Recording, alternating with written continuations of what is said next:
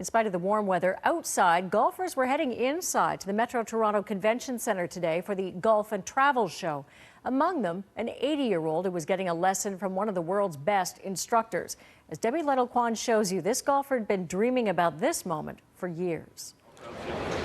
It was a golf lesson Jim Crawford will never forget, but he hardly saw any of it. Wow. Crawford is legally blind. He soaked up every bit of advice that world-renowned golf instructor David Ledbetter had to say. It's amazing to think that a blind golfer can learn something. Beautiful. For an 80-year-old gentleman, he's got a pretty good swing, and certainly with his disability, I mean, the fact that he loves to play, I mean, it's very inspirational. Crawford lost most of the vision in one eye about 8 years ago. I could still play golf. As a matter of fact, I had 4 hole-in-ones with one eye. 2.5 years ago, he lost the vision in his second eye as a result of a stroke, and he nearly gave up the game he loved. Stay on the rough, exactly. But with the help of his neighbor, Fred Worsley, who lines up his shots, Jim is back in the swing of things. I had a good cry, and then Fred came along and he said, we're going to join the blind golfers. And I said, what for? I can't see to hit a ball. He says, sure you can. You still have a good swing. When I think he's getting too close for comfort, I just point him in the wrong direction, that's all. It was Worsley's letter that snagged Crawford the lesson for winning the most passionate golfer contest. I was excited, but not half as excited as he was. Big round of applause to Jim. Crawford and Worsley are working with the city on improving access for blind and visually impaired golfers in the GTA. And they're hoping to give lessons themselves beginning this spring. Debbie Lytle-Kwan, CBC News, Toronto. He has been named Canada's most passionate golfer, and he's also blind. Andrea Puno with how this inspirational athlete is improving his game and paving the way for others with disabilities. I hit a 3-wood. And I didn't really see it go in. His passion began on the green in Scarborough. And this is the booth I worked in for 13 years. After suffering 2 strokes, Jim Crawford thought he'd lost both his vision and his ability to play golf, until his best friend and coach convinced him to pick up a driver. He said, well, why don't we join the blind golfers? I said, oh, you can't hit a golf ball when you're blind. He says, well, I've heard you can. You'd think keeping your eye on the ball would make you a better golfer. But Jim relies on instinct. He didn't get a hole-in-one until after he lost his vision. The right hand is just a guide. Right, straight back, that's it. Good, super. At 80 years young, he's playing the role of both teacher and student. Wow. Scoring a private lesson with one of the world's top instructors after winning a contest for Canada's most passionate golfer. If he can overcome his disability and play golf, it goes to show that anything's achievable.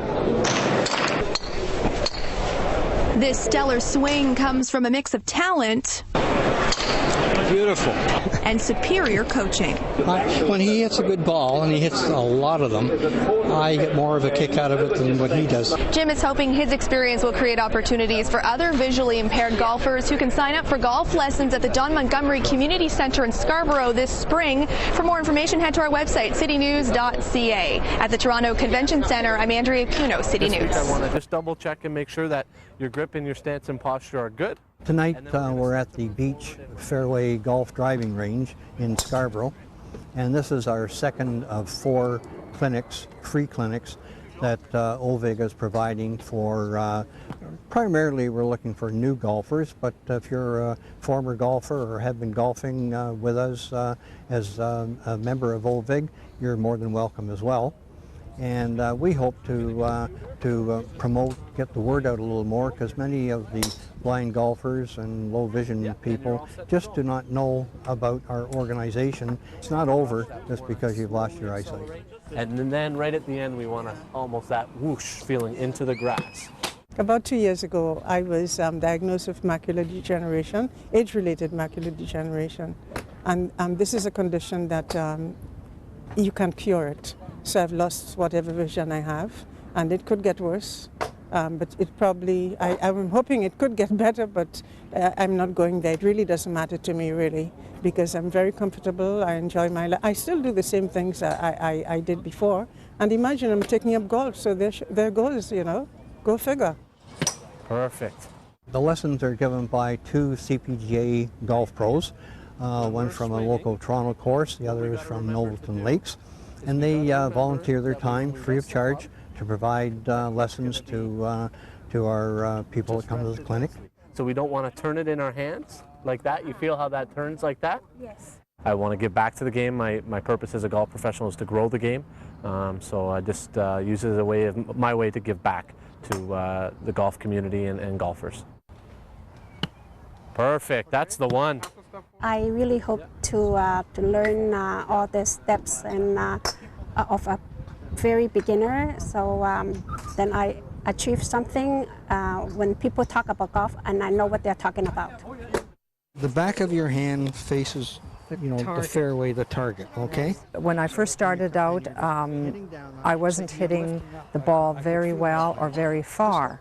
Now, I'm doing better with off the tee when I do my driver, and I'm getting a little bit of distance.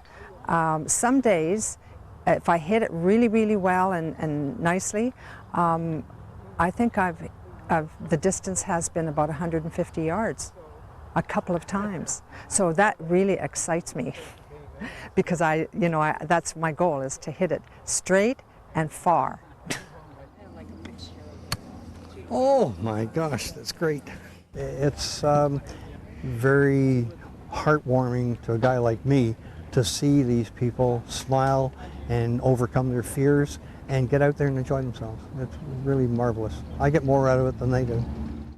Going to be back in our stance. I'll wait a little bit forward.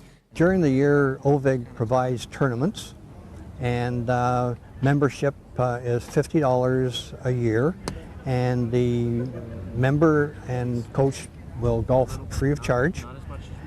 Very often includes luncheon. Sometimes the cart is included, but sometimes you may have to pay for the cart. It depends on the golf course that we're playing from. And that goes on through the whole summer.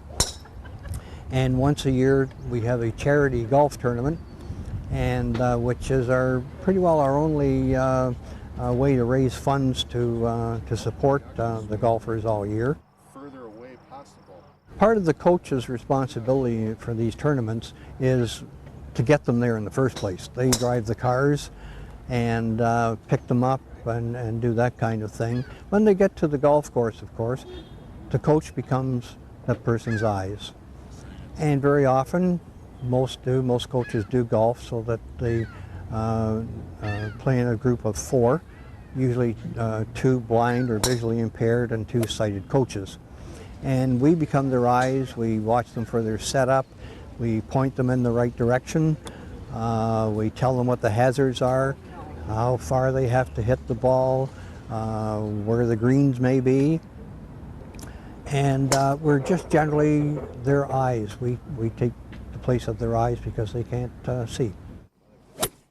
Sometimes you make a really, really good shot and you think, oh, I know I can do it again. And you just keep trying.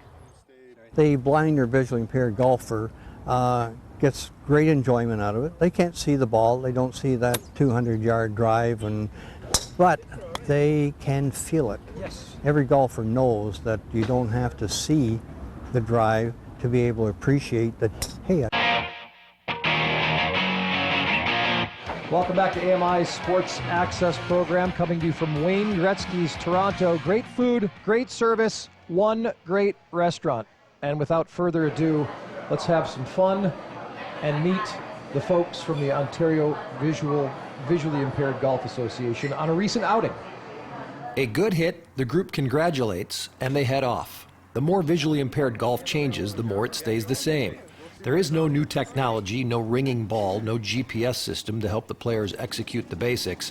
It still comes down to good old-fashioned volunteerism. A player and his coach on the tee. Visually impaired Peter Make, here after getting help lining up a shot, lost his sight to the point of losing his driver's license in 2005. And although his vision has continued to get worse, Make never really lost his gusto for golf. it's still fun to do it. I mean, you know, I still worry about my score and all the rest of that, and I keep records of it to make sure where my handicap is. I used to be a 16 handicapper. Well, now I'm a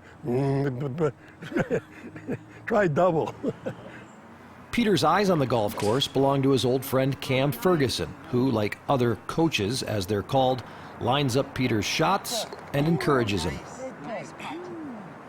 The rounds are typically a little longer because obviously the other golfers have to line up, get ready to shoot, so it takes us a while longer to play. But it's a worthwhile day. I feel good doing it, and I have fun playing with Pete anytime, so this is kind of a bonus. What's changed about visually impaired golf? The economy. Like everyone else, these blind golfers trying to sink putts on a green feel the pinch in the pocketbook. Thus the importance of the Ontario Visually Impaired Golfers Group and others like it around the country that raise money through sponsorships. Blind golfer Jim Hamilton is OVIG's former president. It's getting out, it's exercise, it's activating, it's being out doing things that you wouldn't think you'd be able to do. We have some members who played golf and then gave up when they lost their vision and started playing again once they found out about our group, and it helps with self-confidence, helps in a number of areas if you're able to do things that you'd like to do. Also gives you some incentive to try things perhaps that you wouldn't have tried before because, hey, I tried this and it worked, that'll probably work too. Just ask Iona Gerasim on the tee here, who only took up golf after she was visually impaired. Beautiful shot. That was really good because you had to recover from a false start, right? First of all, I love being outdoors, and secondly, the fellowship. I've met some really, really nice people, and it just gives me a sense of achievement when I can hit the ball. Every once in a while I'll hit a nice long drive and I think, yes, I can do that, but I'm not consistent. A complaint often heard by sighted and unsighted golfers alike. This shot from the rough we're viewing now hit the trees, which are equal opportunity golf ball blockers. That's where the coaches come in. Bill McElmoyle coaches Jim Hamilton. Most of the time it's getting comfortable with your player. So you find out what they like and what they don't like, what they're comfortable with, whether they like to tee up their own golf ball or whether you tee it up, how high, low they like it. Jim likes to get details on the hole itself, so he wants to know if there's water on the left, a sand trap in front, whereas my uncle, he's comfortable with just the yardage. Visually impaired golfer Peter Make again, on a lifetime friendship with his coach Cam Ferguson, bolstered on the golf course. We are both graduates of the University of Toronto Engineering faculty back in 1957, and we've been going through the reunions every single year. We have a guy who arranges all these things, and he does a terrific job. And we just kind of kept in touch, started playing golf a little bit here, a little bit there, and I invited him to play with the OVIG, which I joined maybe a couple of years ago. And I find that it's a real benefit for me because most of my friends I used to play with, I've hit a good one.